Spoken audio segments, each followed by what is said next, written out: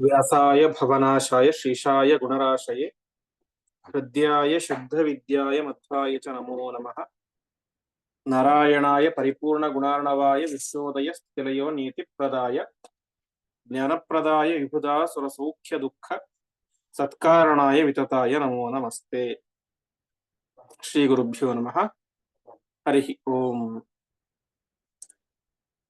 ನಿನ್ನೆಯ ಪಾಠದಲ್ಲಿ ನಾವು ನೋಡಿದಂತೆ ಪಾಂಡು ಮಹಾರಾಜ ತಾನು ರಾಜ್ಯಭಾರದ ಜವಾಬ್ದಾರಿಯನ್ನ ಬಿಟ್ಟು ತಾನು ತನ್ನ ಇಬ್ಬರು ಹೆಂಡಂದಿರೊಂದಿಗೆ ಕಾಡಿಗೆ ಬಂದು ಅಲ್ಲಿಯೇನೆ ಗೃಹಾಶ್ರಮೇಣೈವ ಮನೆ ನಿವಾಸಂ ಅಂತ ಬದರಿಕಾಶ್ರಮದಲ್ಲಿ ತನ್ನ ಇಬ್ಬರು ಹೆಂಡಂದಿರೊಂದಿಗೆ ವಾಸ ಮಾಡ್ತಾ ತಾನು ಕಾಲ ಕಳೆದ. ಅಲ್ಲಿ ಸುಖವನ್ನು ಅನುಭವಿಸಿದ, ಜೊತೆಗೆ ಋಷಿಗಳ ಜೊತೆಗೆ ಸೇರಿಕೊಂಡು ಧರ್ಮಾಚರಣೆಯನ್ನು ಕೂಡ ಮಾಡಿದ ಅಂತ ಇಷ್ಟು ವಿಚಾರ ಇನ್ನೇ ನೋಡಿದ್ವಿ. ಇಂದಿನಿಂದ 176ನೇ ಶ್ಲೋಕ ಪ್ರಾರಂಭ. ಸಕಾಮತೋ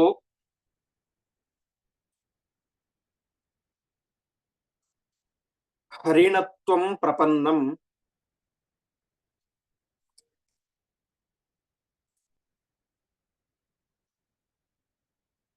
ದೈವಾದೃಶಿಂ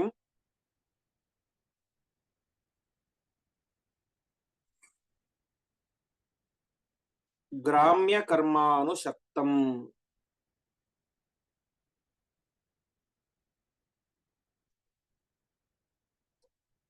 ವಿದ್ವಾ ಶಾಪಂ ಪ್ರಾಪ.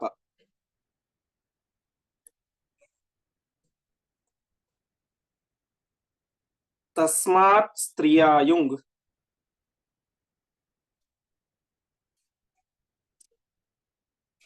ಮರಿಷ್ಯಸೀತೇವ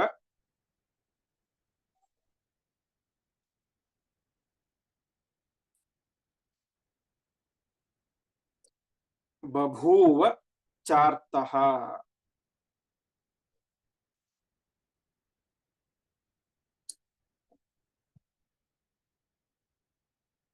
ಪದಚ್ಛೇದ. ಸಹ ಕಾಮತಃ ಹರಿಣತ್ವಂ ಪ್ರಪನ್ನಂ ದೈವಾತ್ ಋಷಿಂ ಗ್ರಾಮ್ಯ ಕರ್ಮಾನುಶಕ್ತಂ ವಿದ್ವಾ ಶಾಪಂ ಪ್ರಾಪ ತಸ್ಮಾತ್ ಸ್ತ್ರೀಯಾ ಯುಂಗ್ ಮರಿಷ್ಯಸಿ ಇತಿ ಏವ ಬಭೂವ ಚ ಆರ್ತಃ. ಹಿಂದೆನೆ ಹೇಳಿದಂತೆ ಗೃಹಸ್ಥಾಶ್ರಮದಲ್ಲಿ ಜೀವನ ಮಾಡ್ತಾ ಇದ್ದ ಪಾಂಡು ಒಬ್ಬ ರಾಜ. ಹಾಗಾಗಿ ಬೇಟೆಯಾಡೋದು ರಾಜರ ಧರ್ಮ. ಒಂದು ಸಲ ಬೇಟೆಯಾಡ್ಲಿಕ್ಕೆ ಅಂತ ತಿರುಗಾಡ್ತಾ ಇದ್ದ. ಅಲ್ಲಿ ಏನಾಗಿತ್ತು, ದೈವಾದೃಶಿಂ ಹರಿಣತ್ವಂ ಪ್ರಪನ್ನಂ ಗ್ರಾಮ್ಯ ಕರ್ಮಾನುಶಕ್ತಂ. ಪರಮಾತ್ಮನ ಇಚ್ಛೆ ದೈವದಿಂದಾಗಿ ಅಲ್ಲಿ ಒಬ್ಬ ಋಷಿ, ಕಿಂದಮ ಎನ್ನುವಂತ ಒಬ್ಬ ಋಷಿ, ಆ ದಂಪತಿಗಳು ಹರಿಣತ್ವಂ ಪ್ರಪನ್ನಂ ಕಾಮತಃ, ಕಾಮದಿಂದಾಗಿ ಇಚ್ಛೆಯಿಂದಾಗಿ ತಾವೇ ಮಾಡಿದ್ರು ಹರಿಣಗಳಾಗಿ. ವಾಸ್ತವಿಕವಾಗಿ ಅವರು ಮನುಷ್ಯರು, ಋಷಿಗಳು ಮನುಷ್ಯ ರೂಪದಲ್ಲಿ ಇದ್ದಂಥವ್ರು. ಆದರೆ ಏನೋ ಒಂದು ಬಯಕೆಯಿಂದಾಗಿ ಜಿಂಕೆಗಳ ರೂಪವನ್ನು ಪಡೆದುಕೊಂಡು, ಹರಿಣ ಅಂತ ಹೇಳಿ ಜಿಂಕೆಯ ರೂಪವನ್ನು ಪಡೆದುಕೊಂಡು ಗ್ರಾಮ್ಯ ಕರ್ಮಾನುಶಕ್ತಂ, ಗ್ರಾಮ್ಯ ಕರ್ಮ ಅಂತ ಹೇಳಿ ಸಂಭೋಗ, ಆ ಸಂಭೋಗ ಕ್ರಿಯೆಯನ್ನು ಮಾಡ್ತಾ ಇತ್ತು. ಹೀಗೆ ಕಿಂದಮ ಋಷಿ ದಂಪತಿಗಳು ಜಿಂಕೆಯ ರೂಪವನ್ನು ತಾಳಿ ಅಲ್ಲಿ ಆ ಭೋಗವನ್ನು ಮಾಡ್ತಾ ಇದ್ರು. ಆ ಸಂದರ್ಭದಲ್ಲಿ ಏನಾಯ್ತು, ಈ ಪಾಂಡು ಮಹಾರಾಜ ಆ ಋಷಿಯನ್ನ ಹೊಡೆದು ಬಿಟ್ಟ, ಬಾಣದಿಂದಾಗಿ ಹೊಡೆದು ಬಿಟ್ಟ. ಅವನೇನೋ ಸಾಮಾನ್ಯ ಜಿಂಕೆ ಅಂತ ಅಂದುಕೊಂಡು ಬಾಣವನ್ನು ಹೊಡೆದ. ಆದರೆ ಬಾಣ ತಗಲಿದ್ಯಾರಿಗೆ? ಜಿಂಕೆಯ ರೂಪದಲ್ಲಿ ಇದ್ದಂತಹ ಕಿಂದಮ ಋಷಿಗಳಿಗೆ. ಕೊನೆಗೆ ಅವನು ಸಾಯ್ಲಿಕ್ಕೆ ಅಂತ ಸಿದ್ಧನಾದ. ಅರ್ಥಾತ್ ಕಿಂದಮ ಋಷಿಗೆ ಬಾಣ ಬಡಿಯಿತು, ಇನ್ನೇ ಕೆಲವೇ ಹೊತ್ತಿನಲ್ಲಿ ಸತ್ತು ಹೋಗ್ತಾ ಇದ್ದ. ಸಾಯ್ಬೇಕಾದ್ರೆ ಅವನು ಶಾಪವನ್ನು ಕೊಟ್ಟ. ಏನಂತ? ಸ್ತ್ರೀಯಾಯುಂ ಮರಿಷ್ಯಸಿ, ನೀನು ಒಂದು ವೇಳೆ ನಿನ್ನ ಹೆಂಡತಿಯರೊಟ್ಟಿಗೆ, ಸ್ತ್ರೀಯರೊಟ್ಟಿಗೆ ಭೋಗವನ್ನು ಮಾಡಿದರೆ ನೀನು ಮರಿಷ್ಯಸಿ, ಸಾಹಿತ್ಯ ಎಂಬುದಾಗಿ ಶಾಪಂ ಪ್ರಾಪ, ಶಾಪವನ್ನು ಪಡೆದುಕೊಂಡ ಪಾಂಡು ಮಹಾರಾಜ. ಆರ್ತಃ ಬಭುವ, ಅವನಿಗೆ ತುಂಬಾ ದುಃಖವೂ ಕೂಡ ಆಯಿತು ಅಂತ. ಒಟ್ಟಿನಲ್ಲಿ ಕಿಂದಮ ಋಷಿಗಳು ತಮ್ಮ ಹೆಂಡತಿಯರೊಡನೆ ಜಿಂಕೆ ರೂಪವನ್ನು ತಾಳಿ ಭೋಗ ಮಾಡ್ತಾ ಇದ್ರು. ಪಾಂಡು ಮಹಾರಾಜ ಯಾವುದೋ ಸಾಮಾನ್ಯ ಜಿಂಕೆ ತಂದುಕೊಂಡು ಬಾಣವನ್ನು ಹೊಡೆದ. ಆ ಬಾಣದ ಏಟಿನಿಗೆ ಪ್ರಭಾವದಿಂದಾಗಿ ಕಿಂದಮ ಋಷಿಗಳು ಸಾಯ್ಲಿಕ್ಕೆ ಸತ್ತು ಹೋದರು. ಸಾಯುವ ಮುಂಚೆ ಶಾಪವನ್ನು ಪಾಂಡು ಮಹಾರಾಜನಿಗೆ ಕೊಟ್ಟರು. ನಾವಿಬ್ಬರು ದಂಪತಿಗಳು ಸಂಭೋಗ ಮಾಡ್ಬೇಕಾದ್ರೆ ನೀನು ಅದಕ್ಕೆ ಅಡ್ಡಿ ಮಾಡಿ ನಮ್ಮನ್ನು ಕೊಂದಿದ್ದೀಯ. ಹಾಗಾಗಿ ನೀನು ಒಂದು ವೇಳೆ ಸ್ತ್ರೀಯರ ಸಂಭೋಗವನ್ನು ಮಾಡಿದರೆ ನೀನು ಸತ್ತು ಹೋಗ್ತೀಯ ಎನ್ನುವಂತ ಒಂದು ಘೋರವಾದಂತಹ ಶಾಪವನ್ನು ಕೊಟ್ಟರು. ಅದರಿಂದ ಅವನಿಗೆ ಕೂಡ ತುಂಬಾ ದುಃಖ ಆಯ್ತು. ಅಂದ್ರೆ ಪಾಂಡು ಮಹಾರಾಜನ ದುಃಖ ಆಯ್ತು. ದುಃಖ ಆಗ್ಲಿಕ್ಕೆ ಕಾರಣ ಒಂದು, ಪಾಂಡು ಮಹಾರಾಜ ಒಬ್ಬ ಸಾತ್ವಿಕ ವ್ಯಕ್ತಿ, ಧರ್ಮಿಷ್ಠನಾದಂತಹ ವ್ಯಕ್ತಿ. ನನ್ನಿಂದಾಗಿ ಅಚಾತುರ್ಯದಿಂದಾಗಿ ಒಬ್ಬ ಋಷಿಗಳು, ಕಿಂದಮ ಋಷಿಗಳು ಸಾಯುವಂತಾಯ್ತಲ್ಲ ಅಂತ ಆ ದುಃಖ ಒಂದು ಕಡೆ.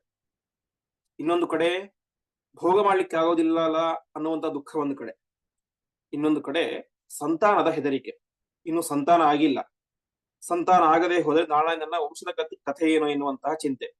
ಹೀಗೆ ಅನೇಕ ರೀತಿಯಾದಂತಹ ಒಂದು ವಿಚಾರಗಳ ಹಿನ್ನೆಲೆಯಲ್ಲಿ ಪಾಂಡು ಮಹಾರಾಜ ತುಂಬಾ ಆರ್ತನಾದ, ದುಃಖಿತನಾದ ಅಂತ ತಿಳಿಸ್ತಾ ಇದ್ದಾರೆ.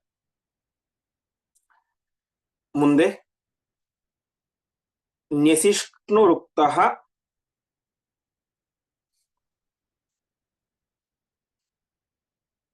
ಪೃಥಯಾ ಸನೇತಿ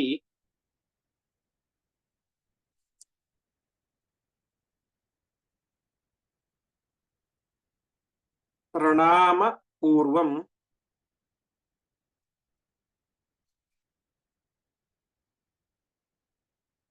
ನ್ಯವಸತ್ ತಥೈವ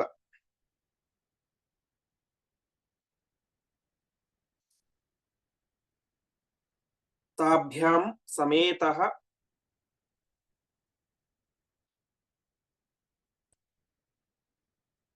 ಶತಶೃಂಗ ಪರ್ವತೆ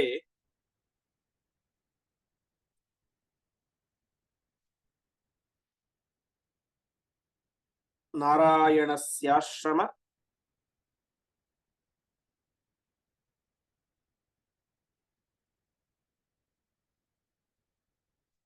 ಮಧ್ಯಗೆ ಪುರಃ.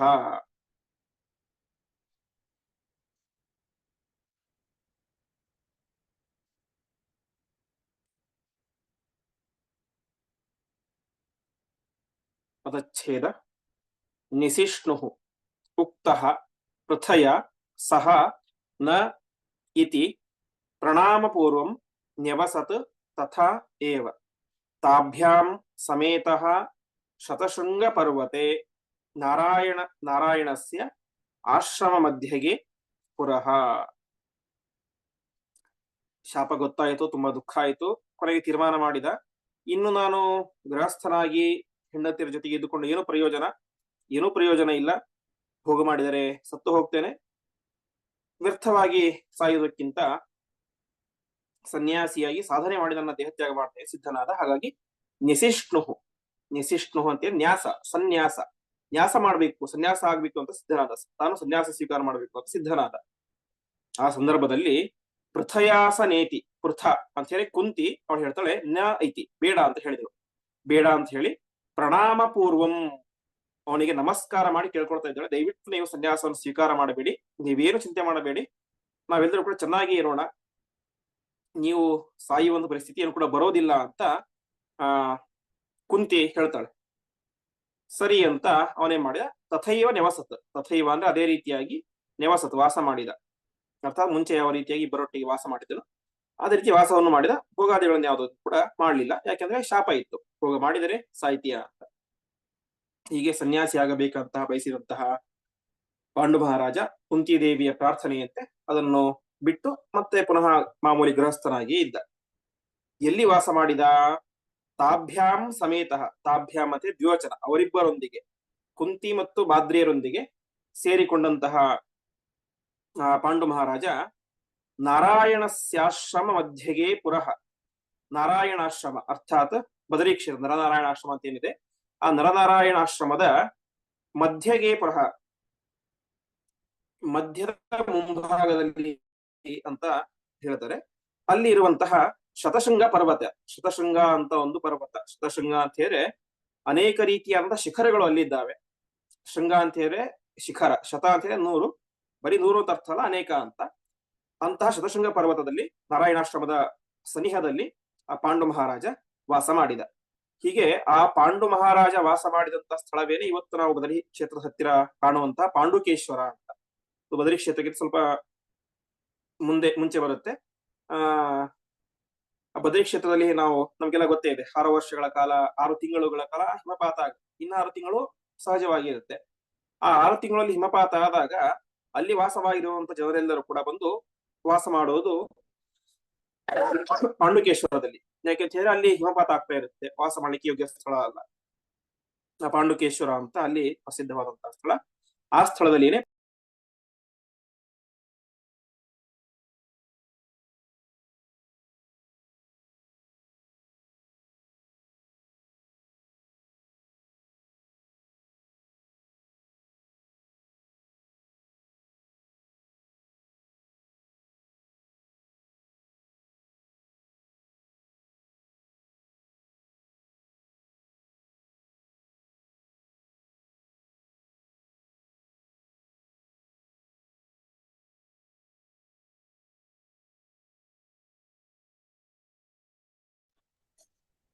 ಆಚಾರ್ಯ ಡಿಸ್ಕನೆಕ್ಟ್ ಆಗೋಯ್ತಾ?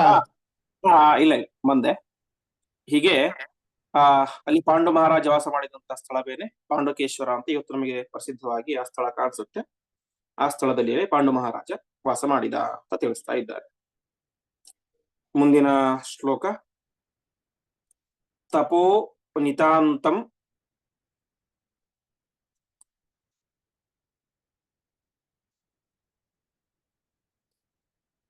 ತಚಕಾರ ತಾಭ್ಯಾಂ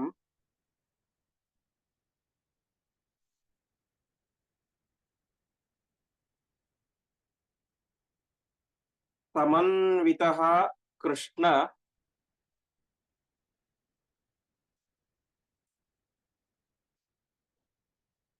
ಪದಾಂಬುಜಾಶ್ರಯಃ.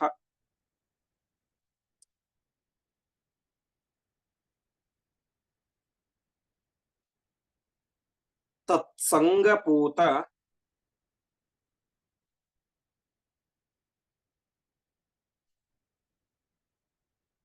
ದ್ಯುಸರಿದ್ವರಾಂಭಃ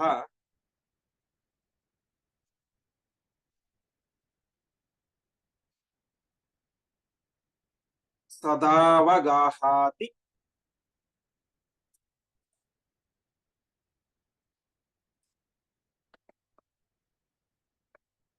ಪವಿತ್ರಿತಾಂಗಃ.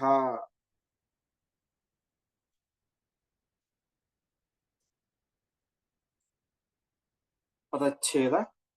ತಪಃ ನಿತಾಂತಂ ಸಹ ಚಕಾರ ತಾಭ್ಯಾಂ ಸಮನ್ವಿತಃ ಕೃಷ್ಣ ಪದಾಂಬುಜಾಶ್ರಯಃ ತತ್ಸಂಗಪೂತದ್ಯುಸರಿದ್ವರಾಂಭಃ ಸದಾವಗಾಹಾತಿ ಪವಿತ್ರಿತಾಂಗಃ. ಕೊನೆಯ ಪದ ಎರಡು ಪದ ಒಂದೇ ಪದ, ಒಂದೇ ಸಮಸ್ತ ಪದ ಅದು. ತತ್ಸಂಗಪೂತದ್ಯುಸರಿದ್ವರಾಂಭಃ ಸದಾವಗಾಹಾತಿ ಪವಿತ್ರಿತಾಂಗಃ ಅಂತ ಒಂದೇ ಪದ.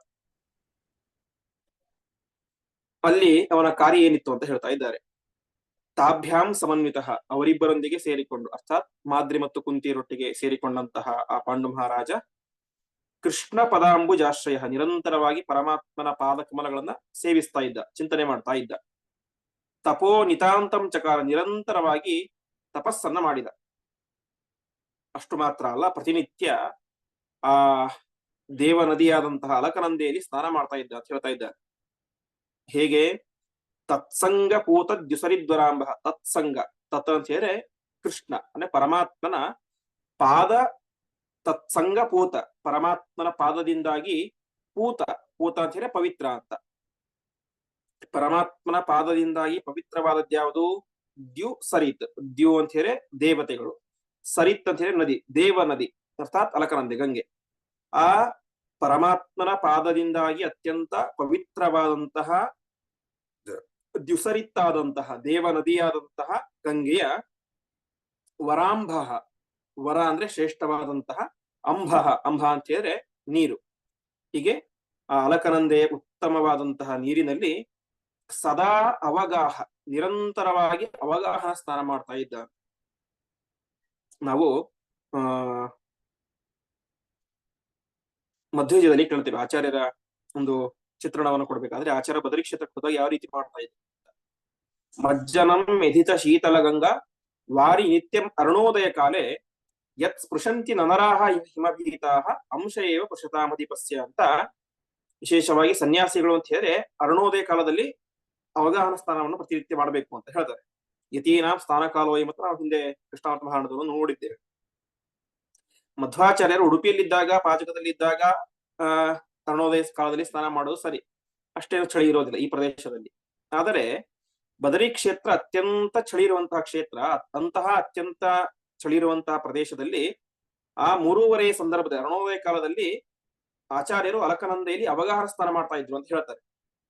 ಅದು ಎಂತ ಸಂದರ್ಭ ಅಂತ ಹೇಳಿದ್ರೆ, ಯತ್ ಸ್ಪೃಶಂತಿ ನನರಾಹ ಹಿಮಭೀತಾಹ, ಸಾಮಾನ್ಯ ಜನರು ಅಲ್ಲಿ ಸ್ನಾನ ಮಾಡೋದಲ್ಲ, ಆ ನದಿಯ ನೀರನ್ನ ಮುಟ್ಲಿಕ್ಕೂ ಸಾಧ್ಯ ಇಲ್ಲ. ಅಂತಹ ನೀರಿನಲ್ಲಿ ಆಚಾರ್ಯರು ಪ್ರತಿನಿತ್ಯ ಅರುಣೋದಯ ಕಾಲದಲ್ಲಿ ಅವಗಾಹನ ಸ್ನಾನ ಮಾಡ್ತಾ ಇದ್ರು ಅಂತ ಹೇಳ್ತಾರೆ. ಅಷ್ಟು ತಣ್ಣಗಿರುವಂತಹ ನದಿ. ಅಂತಹ ತಣ್ಣಗಿರುವಂತಹ ನದಿಯಲ್ಲಿ ಈ ಪಾಂಡು ಮಹಾರಾಜನು ಕೂಡ ದ್ಯುಸರಿದ್ವರಾಂಬ ಸದಾ ಅವಗಾಹ, ಪ್ರತಿನಿತ್ಯ ಬರೀ ಸ್ನಾನ ಅಲ್ಲ, ಅವಗಾಹನ ಸ್ನಾನವನ್ನು ಮಾಡ್ತಾ ಅತಿ ಪವಿತ್ರಿತಾಂಗ, ತನ್ನ ಶರೀರವನ್ನ ಅತ್ಯಂತ ಪವಿತ್ರ ಮಾಡಿಕೊಂಡ ಅಂತ ಹೇಳ್ತಾ ಇದ್ದಾರೆ. ಹಾಗಾಗಿ ಉಳಿದ ಎಲ್ಲವೂ ಕೂಡ ಪರಮಾತ್ಮನ ಜ್ಞಾನವೇ ಮೋಕ್ಷಕ್ಕೆ ಪ್ರಧಾನವಾದಂತಹ ಕಾರಣ. ಉಳಿದಂತಹ ಈ ತೀರ್ಥಯಾತ್ರೆ, ಸ್ನಾನ, ದಾನ, ಶ್ರಾದ್ದಾದಿಗಳು, ದೇವತಾ ಪೂಜೆ ಎಲ್ಲವೂ ಕೂಡ ಜ್ಞಾನಕ್ಕೆ ಅಂಗ. ಶರೀರ ಪವಿತ್ರವಾಗಿ ಆ ಮೂಲಕ ಪಡೆದಂತಹ ಜ್ಞಾನ ನಮ್ಮಲ್ಲಿ ಗಟ್ಟಿಯಾಗಿ ಉಳಿಬೇಕು ಅಂತ ಹೇಳಿದ್ರೆ ನಮ್ಮ ಶರೀರ ಶುದ್ಧ ಆಗಬೇಕು. ಶರೀರ ಶುದ್ಧ ಆಗೋದು ಯಾವ್ದ್ರಿಂದಾಗಿ? ಈ ರೀತಿಯಂತ ತೀರ್ಥ ಸ್ನಾನಾದಿಗಳಿಂದಾಗಿ, ಶ್ರವಣಾದಿಗಳಿಂದಾಗಿ, ಮನನ, ತೀರ್ಥಯಾತ್ರೆ ಮುಂತಾದಂತಹ ಕಾರ್ಯಗಳಿಂದಾಗಿ ಶರೀರ ಶುದ್ಧ ಆಗುತ್ತೆ. ಹಾಗೆ ಈ ಪಾಂಡು ಮಹಾರಾಜನು ಕೂಡ ಆ ದೇವನದಿಯಾದಂತಹ ಅಲಕನಂದೆಯಲ್ಲಿ ನಿರಂತರವಾಗಿ ಅವಗಾಹನ ಸ್ನಾನವನ್ನು ಮಾಡ್ತಾ ತನ್ನ ಶರೀರವನ್ನ ಪವಿತ್ರವನ್ನಾಗಿ ಮಾಡಿಕೊಂಡ. ಇಷ್ಟಾಯಿತು. ಇಲ್ಲಿ ತನಕ ಒಂದು ಹಂತದ ಕಥೆ ಮುಗೀತು. ಪಾಂಡು ಮಹಾರಾಜ, ಅವನ ಹೆಂಡತಿ, ಅಷ್ಟೆಲ್ಲ ಕಥೆ ಮುಗೀತು. ಇದಾದ ಮೇಲೆ ಮುಂದೆ ಶ್ರೀಕೃಷ್ಣ ದೇವರ ಅವತಾರ ಆಗಬೇಕು. ಅದಕ್ಕೋಸ್ಕರ ದೇವತೆಗಳು ಮಾಡಿದಂತಹ ಒಂದು ಪ್ರಾರ್ಥನೆಯ ಬಗ್ಗೆ ಆಚಾರ್ಯರು ತಿಳಿಸ್ತಾ ಇದ್ದಾರೆ. ಏತಸ್ಮಿನ್ ಏವ ಕಾಲೇ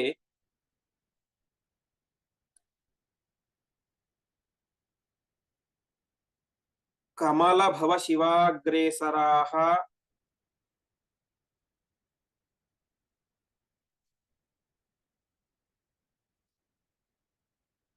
ಶಕ್ರಪೂರ್ವಾಹ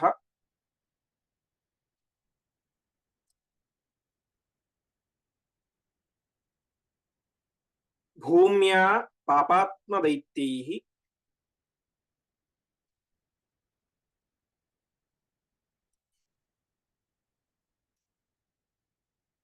ಭುವಿ ಕೃತ ನಿಲಯೈಃ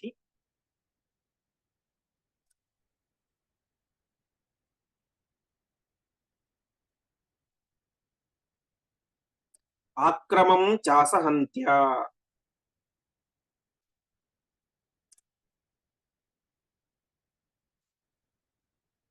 ಈಯುರ್ದೇವಾಧಿದೇವಂ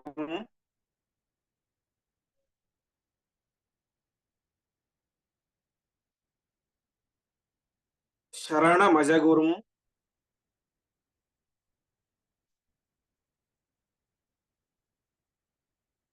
ಪೂರ್ಣ ಷಡ್ಗುಣ್ಯಮೂರ್ತಿಂ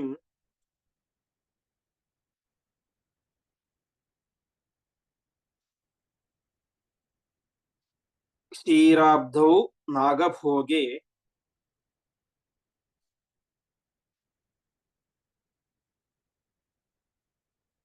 ಶಯೀತಂ ಅನುಪಮಾನಂದ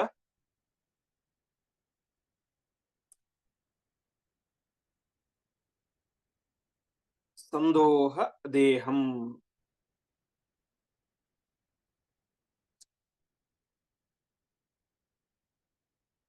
ಪದಚ್ಛೇದ. ಏತಸ್ಮಿನ್ ಏವ ಕಾಲೆ ಕಮಲಭವ ಶಿವಾಗ್ರೇಸರಾಹ ಶಕ್ರಪೂರ್ವಾಹ ಭೂಮ್ಯಾ ಪಾಪಾತ್ಮದೈತ್ಯೈಃ ಭುವಿ ಕೃತನಿಲಯೈಃ ಆಕ್ರಮಂ ಚ ಅಸಹಂತ್ಯ. ಈಯುಃ ದೇವಾಧಿದೇವಂ ಶರಣಂ ಅಜಗುರುಂ ಪೂರ್ಣ ಷಡ್ಗುಣ್ಯಮೂರ್ತಿಂ ಕ್ಷೀರಾಬ್ಧೌ ನಾಗಭೋಗೆ ಶಯಿತಂ ಅನುಪಮಾನಂದ ಸಂದೋಹ ದೇಹಂ.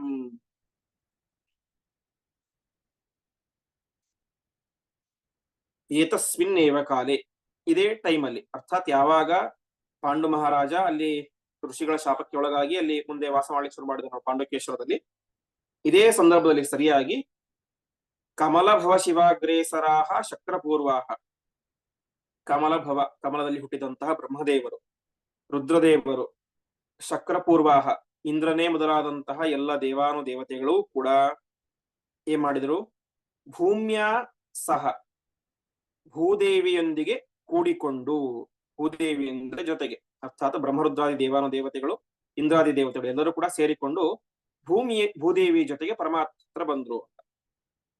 ಭೂದೇವಿ ಯಾಕೆ ಜೊತೆಗೆ ಬಂದು ಅದಕ್ಕೆ ಹೇಳ್ತಾ ಇದ್ದಾರೆ, ಭುವಿ ಪಾಪಾತ್ಮ ದೈತ್ಯೈಹಿ ಕೃತನಿಲಯೈಹಿ ಆಕ್ರಮಂ ಚಾಸಹಂತ್ಯ. ಭುವಿ ಅಂದ್ರೆ ಭೂಮಿಯ ಮೇಲೆ ಪಾಪಾತ್ಮರಾದಂತಹ ಅನೇಕ ಜನ ದೈತ್ಯರು, ಪಾಪಿಷ್ಠರಾದಂತಹ ಅನೇಕ ಜನ ದೈತ್ಯರು ಕೃತನಿಲಯೈಹಿ ತಮ್ಮ ಮನೆ ಮಾಡಿಕೊಂಡು ಬಿಟ್ಟಿದ್ದಾರೆ. ಭೂಮಿಯಲ್ಲಿ ನಿರಂತರವಾಗಿ ಎಲ್ಲ ಕಡೆ ವಾಸವಾಗಿ ಬಿಟ್ಟಿದ್ದಾರೆ. ವಾಸ ಮಾಡಿ ಆಕ್ರಮಂ ಚಾಸಹಂತ್ಯ ನಿರಂತರವಾಗಿ ಆಕ್ರಮಣವನ್ನು ಮಾಡ್ತಾ ಇದ್ದಾರೆ. ಸಜ್ಜನರ ಮೇಲೆ, ಭೂಮಿಯ ಮೇಲೆ ಆ ಎಲ್ಲ ದುಷ್ಟ ದೈತ್ಯರು ಕೂಡ ಆಕ್ರಮಣವನ್ನು ಮಾಡ್ತಾ ಇದ್ದಾರೆ. ಅದನ್ನ ಅಸಹಂತ್ಯ ಸಹನೆ ಮಾಡ್ಕೊಳ್ಳಿಕ್ಕೆ ಯಾರಿಗೂ ಸಾಧ್ಯ ಆಗಲಿಲ್ಲ, ಭೂದೇವಿಗೂ ಸಾಧ್ಯ ಆಗಲಿಲ್ಲ. ಕ್ಷಮಯಾಧರಿತ್ರಿ ಅಂತ ಕ್ಷಮಾಗುಣವೇ ಪ್ರಧಾನವಾಗಿರುವಂತಹ ಭೂದೇವಿಗೂ ಕೂಡ ಅವರ ಆಕ್ರಮಣವನ್ನು ಸಹಿಸಿಕೊಳ್ಳಿಕ್ಕೆ ಸಾಧ್ಯ ಆಗಲಿಲ್ಲ ಅಂತೇಳಿ ಅಷ್ಟು ಉಪಟಳವನ್ನ ದೈತ್ಯರು ಮಾಡ್ತಾ ಇದ್ರು. ಹಾಗಾಗಿ ಆ ಭೂದೇವಿಯ ಜೊತೆಗೆ ಬ್ರಹ್ಮರುದ್ರಾದಿ ದೇವಾನು ದೇವತೆಗಳೆಲ್ಲರೂ ಕೂಡ ಸೇರಿಕೊಂಡು ಪರಮಾತ್ಮನ ಹತ್ರ ಬಂದ್ರು. ಈಯುಹು ದೇವಾಧಿದೇವ, ಪರಮಾತ್ಮನ ದೇವಾಧಿದೇವನಾದಂತಹ ಶರಣಂ, ಶರಣಂ ಅಂತ ಹೇಳಿ ಎಲ್ಲರನ್ನು ರಕ್ಷಣೆ ಮಾಡುವಂತಹ ಅಜ ಗುರುಂ, ಅಜ ಅಂತ ಹೇಳಿ ಬ್ರಹ್ಮದೇವರು, ಬ್ರಹ್ಮದೇವರಿಗೂ ಗುರುವಾದಂತಹ ಪೂರ್ಣ ಷಡ್ಗುಣ್ಯ ಮೂರ್ತಿ, ಷಡ್ಗುಣಗಳು, ಆರು ಗುಣಗಳನ್ನೇ ಮೈಮಾಡಿಕೊಂಡಿರುವಂತಹ ಅರ್ಥಾತ್ 6 ಗುಣಗಳೇ ಪರಮಾತ್ಮನ ಮೂರ್ತಿ. ಪರಮಾತ್ಮನ ಮೂರ್ತಿ ಅಂದ್ರೆ ದೇಹ ನಮ್ಮ ನಿಮ್ಮಂತೆ ರಕ್ತಗಳಿಂದ ಮಲಮಾಂಸದಿಂದಾಗಿ ಕೂಡಿದಂತಹ ಶರೀರ ಅಲ್ಲ, ಷಡ್ಗುಣಗಳ ಶರೀರ ಅದು ಪರಮಾತ್ಮನ ಶರೀರ. ಅದೇ ರೀತಿಯಾಗಿ ಅನುಪಮಾನಂದ ಸಂದೋಹ ದೇಹಂ, ಪರಮಾತ್ಮನ ಶರೀರ ಮತ್ತೆಂತಹದ್ದು ಅನುಪಮ ಆನಂದ. ಪರಮಾತ್ಮನ ಆನಂದಕ್ಕೆ ಒಂದು ಉಪಮೆ ಕೊಡ್ಲಿಕ್ಕೆ ಸಾಧ್ಯ, ಎಕ್ಸಾಂಪಲ್ ಕೊಡ್ಲಿಕ್ಕೆ ಸಾಧ್ಯ ಇಲ್ಲ. ಪರಮಾತ್ಮನ ಆನಂದಕ್ಕೆ ಸರಿ ಸಮಾನವಾದಂತಹ ಆನಂದ ಯಾರದ್ದೂ ಇಲ್ಲ. ಮೋಕ್ಷಕ್ಕೆ ಹೋದಂತಹ ಎಲ್ಲ ಜೀವಿಗಳ ಆನಂದವನ್ನು ಸೇರಿಸಿದರೂ ಕೂಡ ಪರಮಾತ್ಮನ ಆನಂದಕ್ಕೆ ಸಮಾನ ಆಗ್ಲಿಕ್ಕೆ ಸಾಧ್ಯ ಇಲ್ಲ. ಅನುಪಮ ಆನಂದ, ಆನಂದ ಒಂದೆರಡಲ್ಲ, ಆನಂದದ ಸಂದೋಹ, ಸಂದೋಹ ಅಂತೀರ ಸಮೂಹ, ಗ್ರೂಪ್. ಹೀಗೆ ಸಾಟಿ ಇರದಂತಹ ಆನಂದದ ಶರೀರ ಅದು ಪರಮಾತ್ಮನ ಶರೀರ. ಅಂತಹ ಪರಮಾತ್ಮನನ್ನ ತಾವು ಶರಣ ಹೊಂದಿದರು. ಪರಮಾತ್ಮ ಏನ್ ಮಾಡ್ತಾ ಇದ್ದ, ಕ್ಷೀರಾಬ್ಧವು, ಕ್ಷೀರ ಸಮುದ್ರದಲ್ಲಿ ನಾಗಭೋಗಿ, ನಾಗ ಅಂತ ಹೇಳಿದ್ರೆ ಶೇಷದೇವರು, ಆ ಶೇಷದೇವರ ಭೋಗ ಶರೀರದ ಮೇಲೆ ಪರಮಾತ್ಮ ಮಲಗಿದ್ದಾನೆ. ಇಂತಹ ಪರಮಾತ್ಮನನ್ನ ಎಲ್ಲ ದೇವಾನು ದೇವತೆಗಳು ಕೂಡ ಶರಣ ಹೊಂದಿದರು ಅಂತ ತಿಳಿಸ್ತಾ ಇದ್ದಾರೆ. ಒಟ್ಟು ತಾತ್ಪರ್ಯ ಇಷ್ಟು, ಭೂಮಿಯ ಮೇಲೆ ದೈತ್ಯರ ಉಪಟಳ ಜಾಸ್ತಿ ಆಗಿತ್ತು. ಅದರಿಂದಾಗಿ ಭೂದೇವಿಯ ಸಹನೆ ಕಟ್ಟೆಯು ಕೂಡ ಪಡೆದು ಹೋಯಿತು. ಅವಳ ಜೊತೆಗೆ ಸೇರಿಕೊಂಡಂತ ಎಲ್ಲ ದೇವಾನು ದೇವತೆಗಳು, ಬ್ರಹ್ಮರುದ್ರಾದಿ ದೇವಾನು ದೇವತೆಗಳು ಎಲ್ಲರೂ ಕೂಡ ಸೇರಿಕೊಂಡು ಪರಮಾತ್ಮನ ಹತ್ತಿರ ಬಂದರು. ಪರಮಾತ್ಮ ಕ್ಷೀರ ಸಮುದ್ರದಲ್ಲಿ ಶೇಷ ದೇವರ ಮೇಲೆ ಮಲಗಿದ್ದ ಅಂತಹ ಶರಣಾಗತರನ್ನ ರಕ್ಷಣೆ ಮಾಡುವಂತಹ ಅಜಗುರು, ಬ್ರಹ್ಮನಿಗೂ ದೇವತೆ ಗುರುವಾದಂತಹ ಪೂರ್ಣ ಷಡ್ಗುಣ್ಯ ಮೂರ್ತಿ, ಷಡ್ಗುಣ ಶರೀರಿಯಾದಂತಹ ಅನುಪಮಾನಂದ ಸಂದೋಹ ದೇಹಂ, ಎಲ್ಲೇ ಇರದ ಕೊನೆ ಇರದ ಆನಂದದ ಸ್ವರೂಪನಾದಂತಹ ದೇವಾಧಿದೇವ, ಎಲ್ಲ ದೇವಾನು ದೇವತೆಗಳಿಗೂ ಎತ್ತರದ ದೇವತೆಯಾದಂತಹ ಪರಮಾತ್ಮನನ್ನ ಎಲ್ಲ ದೇವಾನು ದೇವತೆಗಳು ಕೂಡ ಬಂದು ತಾವೇನ್ ಮಾಡಿದ್ರು, ಶರಣಂ ಈಯುಹು ಅಂತೇಳಿ ಶರಣಾಗತರಾದರು ಎಂಬುದಾಗಿ ತಿಳಿಸ್ತಾ ಇದ್ದಾರೆ. ಅಂದ್ರೆ ಭೂಮಿ ಮೇಲೆ ರಾಕ್ಷಸ ರೂಪಗಳ ಜಾಸ್ತಿ ಆಗಿದೆ, ನೀನು ಅವರೆಲ್ಲ ಎಲ್ಲರನ್ನು ಕೂಡ ಸಂಹಾರ ಮಾಡಿ ರಕ್ಷಣೆ ಮಾಡಬೇಕು ಅಂತ ಪ್ರಾರ್ಥನೆ ಮಾಡ್ಲಿಕ್ಕೆ ಅಂತ ಎಲ್ಲ ದೇವಾನು ದೇವತೆಗಳು ಕೂಡ ಪರಮಾತ್ಮನ ಹತ್ತಿರ ಬಂದು ಪ್ರಾರ್ಥನೆಯನ್ನ ಮಾಡಿದರು. ಅವರು ಏನಂತ ಪ್ರಾರ್ಥನೆ ಮಾಡಿದರು, ಯಾವುದರ ಮೂಲಕ, ಯಾವ ಸ್ತೋತ್ರದ ಮೂಲಕ ಪ್ರಾರ್ಥನೆ ಮಾಡಿದರು ಅಂತ ಆ ಒಂದು ವಿಚಾರವನ್ನ ಮತ್ತೆ ನಾಳೆಯ ಪಾಠದಲ್ಲಿ ನೋಡೋಣ ಎಂಬುದಾಗಿ ಹೇಳ್ತಾ ಇಂದಿನ ಪಾಠವನ್ನ ಶ್ರೀಕೃಷ್ಣಾರ್ಪಣಮಸ್ತು. ಆಚಾರ್ಯ ನಮಸ್ಕಾರ.